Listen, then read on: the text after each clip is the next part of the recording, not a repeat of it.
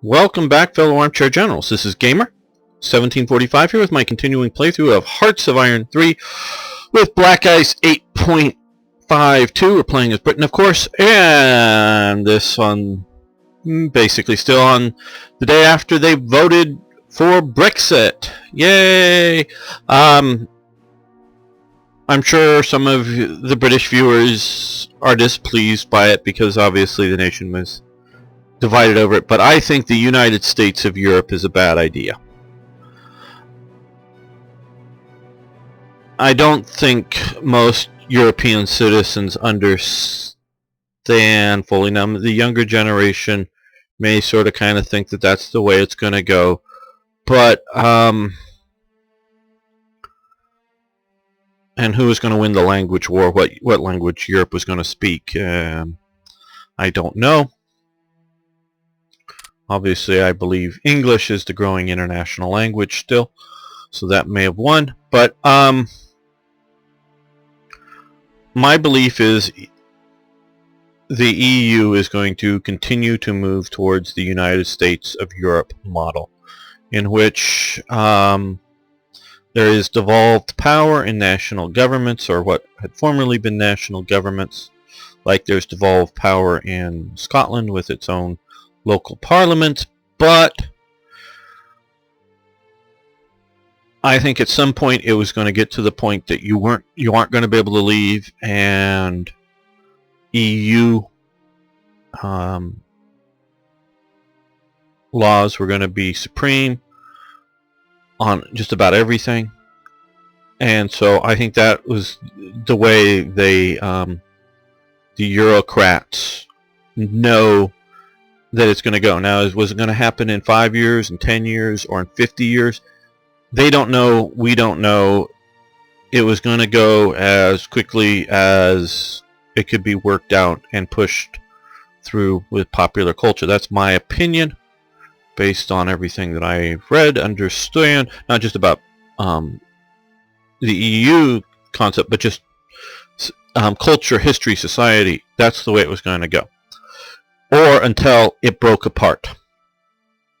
I don't mean Brexit. I mean potential civil war type breaking apart. I know a lot of people that were for the EU saw it purely on humanitarian reasons. Well, if we're all one country, we can't have World War III or Great European War II or whatever it might be. Again,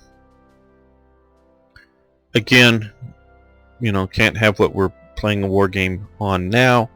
They saw it on that, and they also see it on gotta save the environment, as if these people know what will save the environment.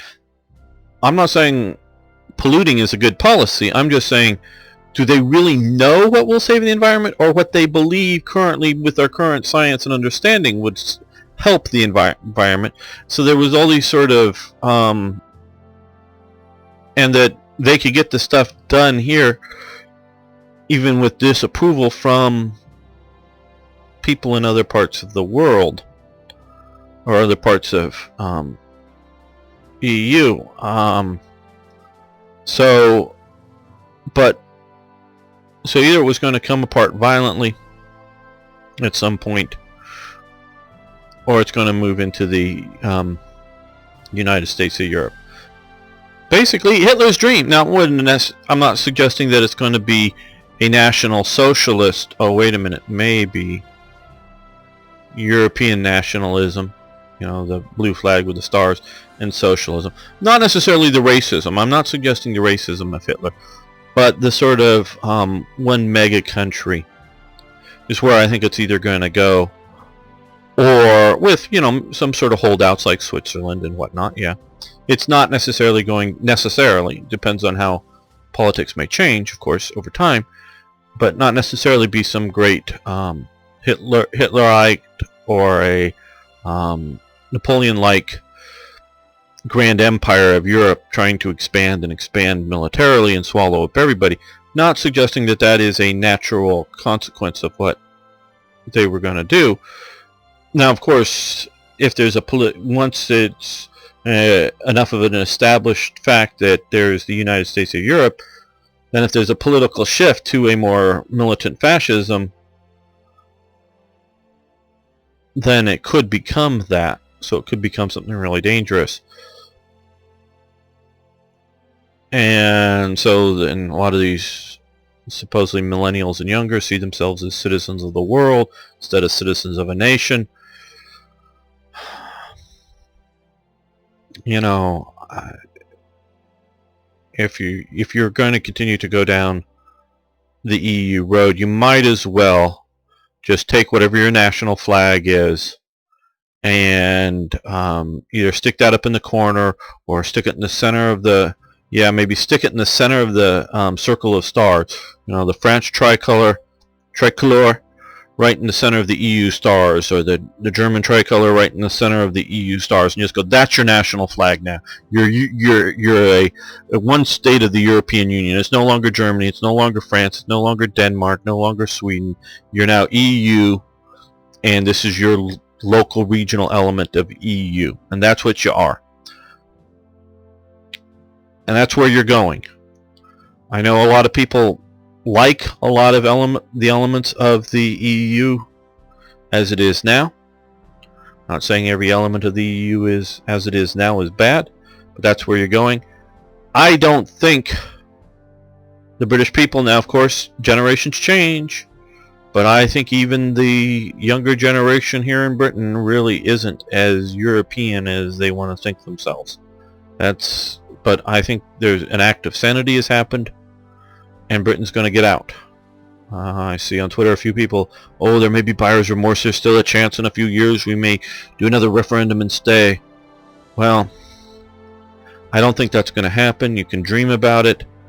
I think a good percentage of the vote to remain were people that wanted out but had been scared by how terrible it's going to be trying to get out, and so they wanted out, but they just didn't want to pay the price, so they voted to remain.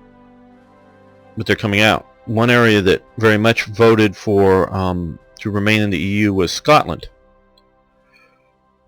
which in a way I'm sort of surprised, and I guess in a way I'm not. Scotland voted somewhat nearly to remain inside Britain, but I would have thought a lot of those independence voters would have voted to leave the EU because they wanted independence. But now I've come to realize, and I was years ago actually involved in the Scottish independence movement in a way, and traveling to Scotland and working with them. And yes, even then, particularly the Alex Salmond was at that time still sort of independence within Europe, or independent within Europe, or whatever the term was. And I knew some of the SNP people, but I also knew some of the more extreme Scottish nationalists too. Now, those Scottish nationalists were Scottish nationalists. They wanted Scotland independent. What I've really come to realize that the Scottish independence movement isn't that at all. It is not an independence movement. I am have now, in my mind at least, firmly moved away from the SNP. I never necessarily liked their domestic politics, but the Scottish independence movement, I'd like to see Scotland independent under the right conditions. But as I now understand what the Scots would do, I'm, as you can tell by my voice, I'm an American, yes, but I'm of Scottish ancestry, very much so. And maybe this is my Americanism here, but I also thought some of my ancestors that sort of, after the 45, left Scotland at that time, within 4 or 5 years, they were looking for Scottish independence from Britain as an independent country. But again, this may be my the independent. The idea of you're an independent nation. You're not just a, which I'm now firmly getting, that they didn't want independence. They just wanted, instead of local devolved power, then Britain, then the EU, they wanted to be straight under the EU, and that's all they wanted. That's all the modern independence movement wants, is to be part of the United States of Europe. There's now talk of going for another referendum on Scottish independence so that they could leave Britain and join the EU. God, that would be awful. In my opinion, that would eventually truly seal the doom of Gaelic culture, because it just would. Under more and more regulations, I would like to see Scotland, I definitely want to see Scotland with a ongoing defense situation with Britain so that they have a joint navy and that kind of thing, just because they all live on the same island basically. But I'd like to see them govern themselves, but it appears that they don't want to do that. So I am now much more of a and you can tell by some of my iconography for this channel that I'm very pro-Scottish, but I'm now much more of a unionist than I was a couple of days ago, because I'm still very much in favor of the Scottish Parliament as it is now, at least devolved power. I'm very much want to see both Highland and Lowland culture continue as a separate and distinct element of culture, as opposed to growing centralization of Anglo culture out of Britain. There's obviously different flavors of Anglo culture. I grew up in the Californian version of it. You can look at Australia or New Zealand has different elements of Anglo culture, but I definitely want to see the very old traditions of both Highland and Lowland Scotland remain, and not just be swallowed up by greater centralization of not just of power, but that's an element of it, but of culture from England. But I see it as more erosion if they were to try to be a state as part of the EU. And so if Scotland were to go for independence in the right way, that I would feel is the right way, I would be for it. But I was torn on the last Scottish independence vote. Obviously, being an American, you don't get to vote, but emotionally it was, yeah, I want to see Scotland independent, but I didn't want to see them at that time going more towards Europe and European statehood. And now I thought it was a mixed element there. But now with the vote, I think that I saw, especially like in Edinburgh, where it was 70+%, I think 75% or more for remain in Europe. They just want to be part of the United States of Europe, and that's it. So let's get on with this episode after this little bit of political diatribe here. But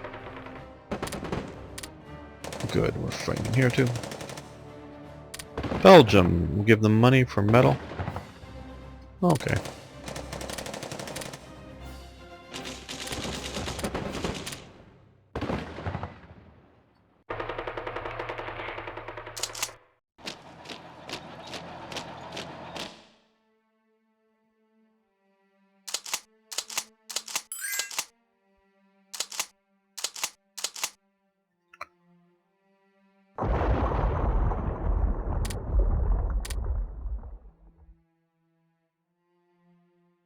Okay, so we're losing some transports way out there.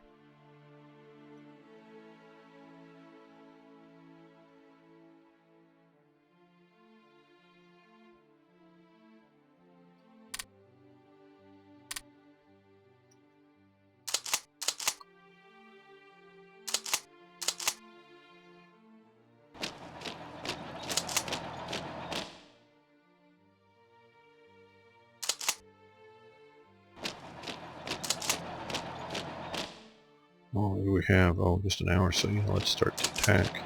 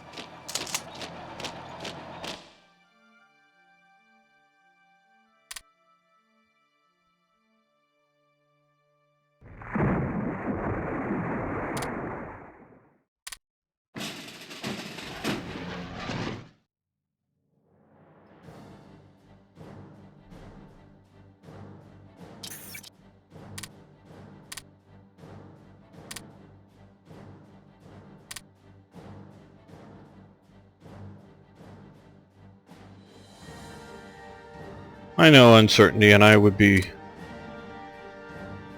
worried about, if I was living in Britain, all kinds of economic potentially problems going on right now if I lived there.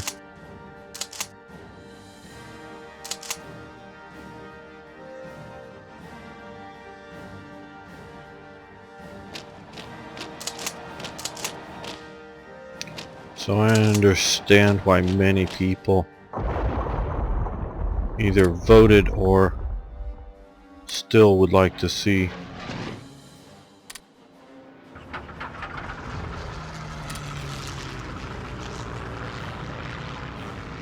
Britain remain in the EU. So I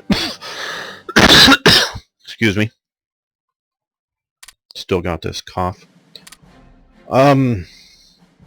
Why people voted and still are concerned and think the Leave people did something silly, wrong, stupid, I don't know. Just exactly how they want to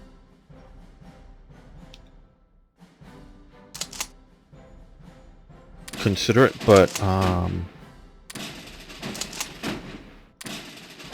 can definitely see why they think that.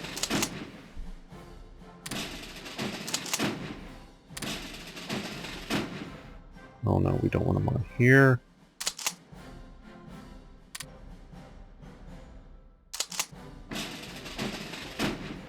Okay, everybody here.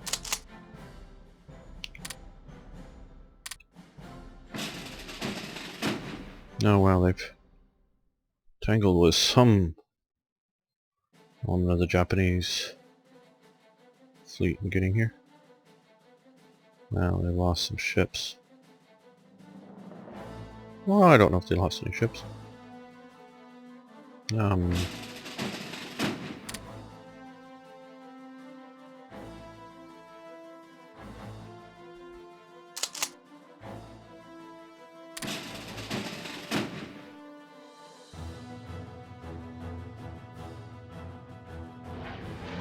We need some better.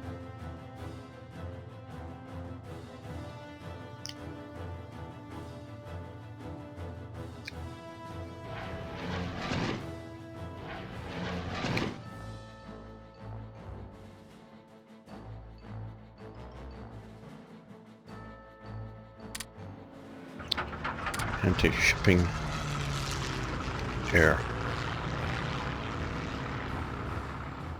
out there.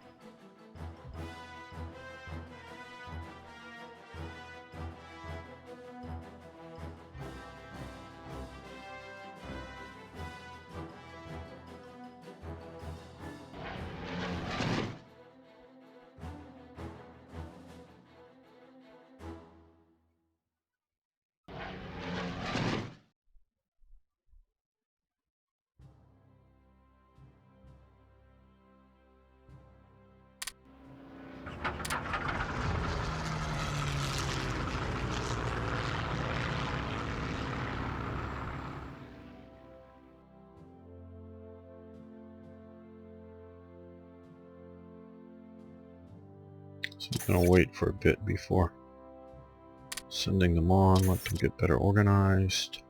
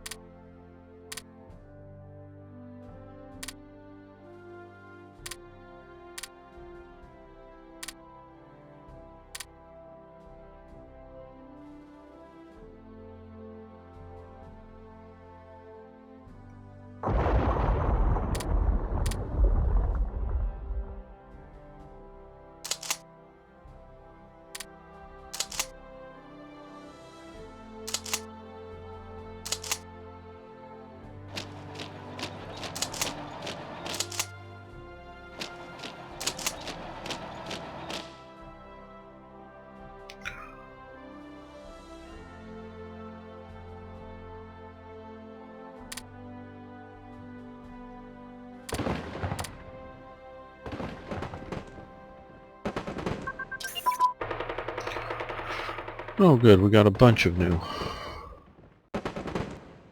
improvements here. Okay, Army HQs. That's good. Need to stop that though.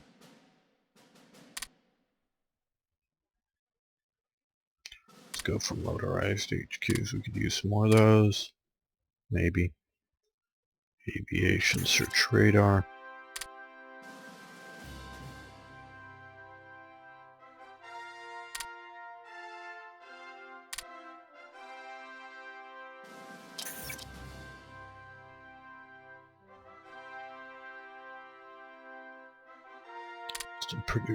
Improve radios.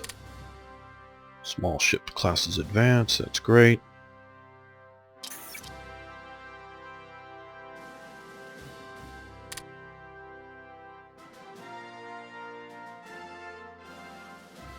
Okay, that just evens us up there. But I think that also will... maybe there'll be an event here shortly.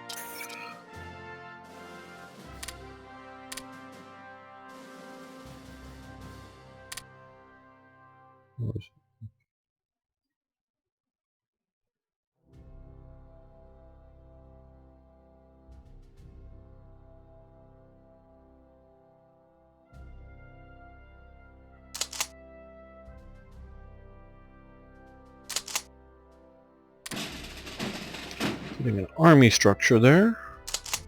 And let's see if we can add...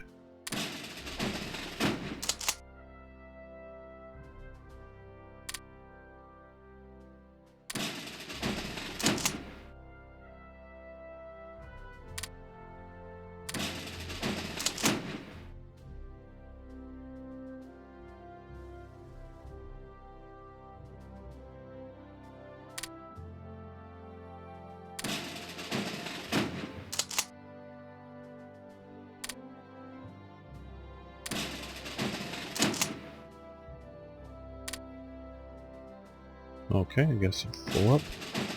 So, let's send these guys to South Africa for a brief stopover before heading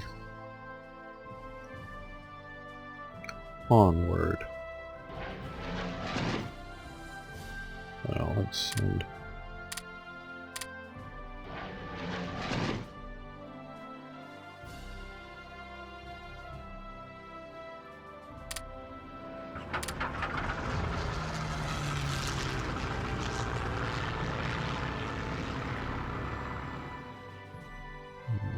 the other there to Burma. Well,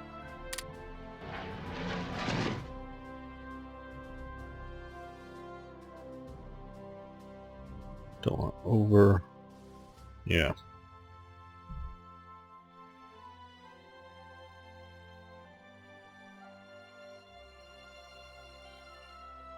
Well, they'll also go here.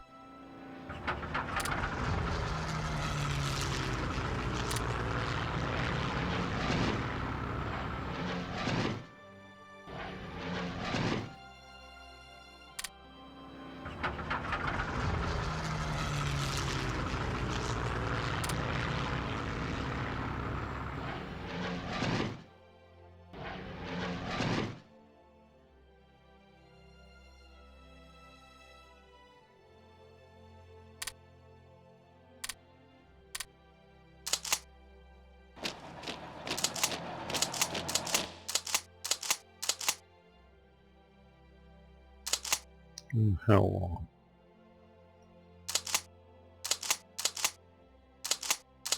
No, we'll wait till we can attack more effectively.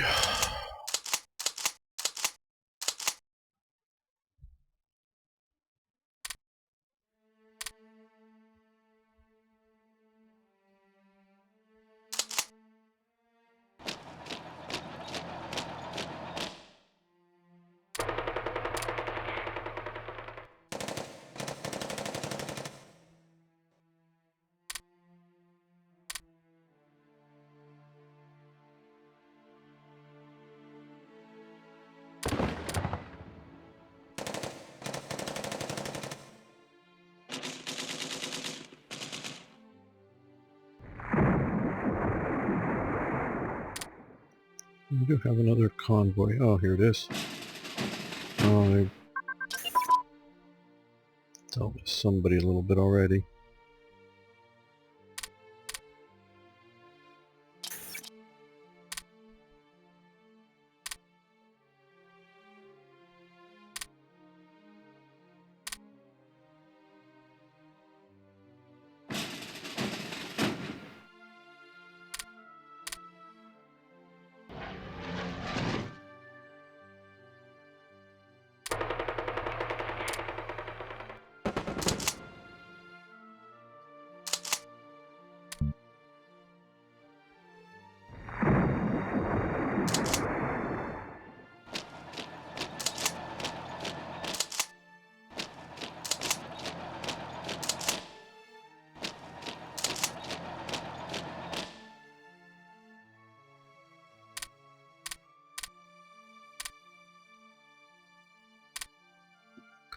Let's see if we can get in here before they can reinforce too much because of the fortifications.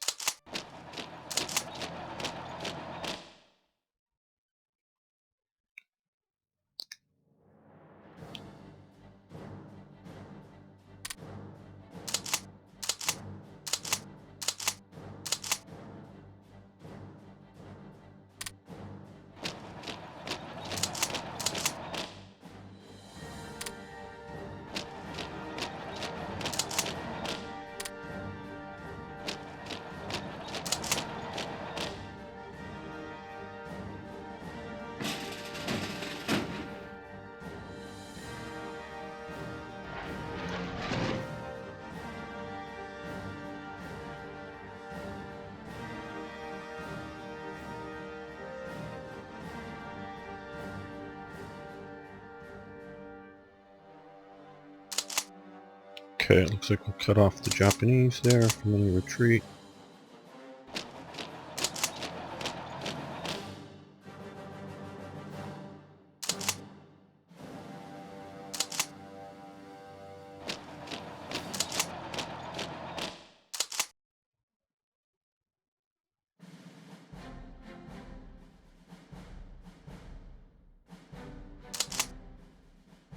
Now, we've lost the Hong Kong garrison, of course, but looks like we saved the Canadians for the moment. And the Japanese may take them down. And they take out that part of China.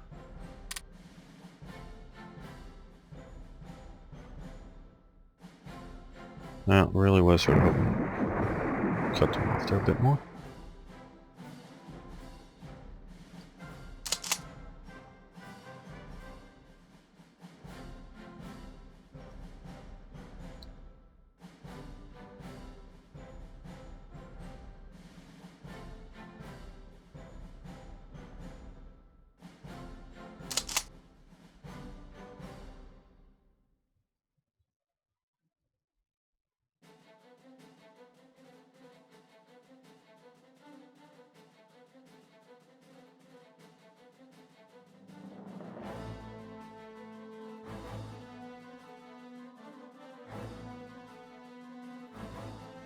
And maybe when the weather gets better, we'll try another invasion.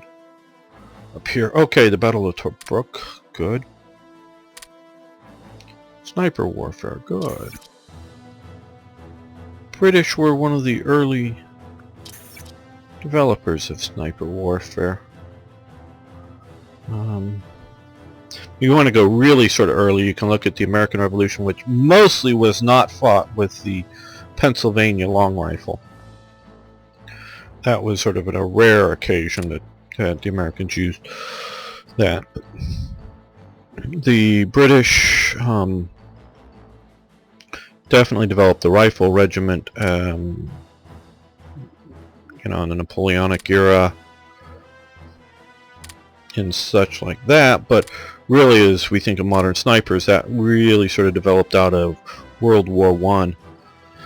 And the British were particularly good with that. They were developing various courses. The ghillie suit comes from that period, if you know about the ghillie suit. Ghillie is a sort of a Scottish game warden, maybe, but this sort of suit that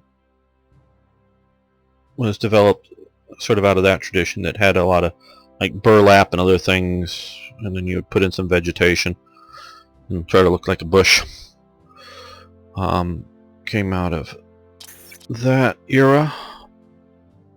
Cluster bombs, so we've got that. Now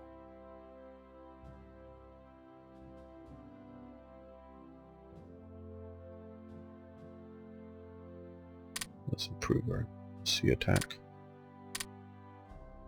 And so it was that era with the ghillie suits that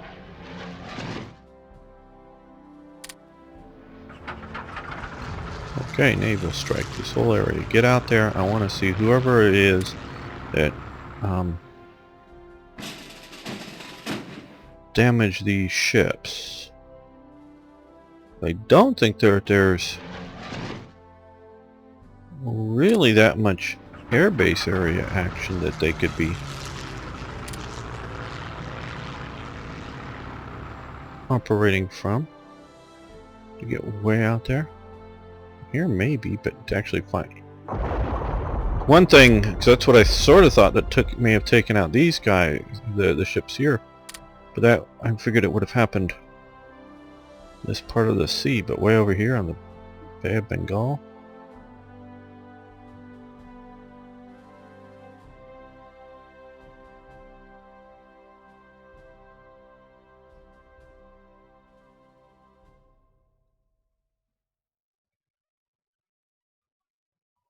Okay, keep moving forward, everybody. Overrun them, take them out.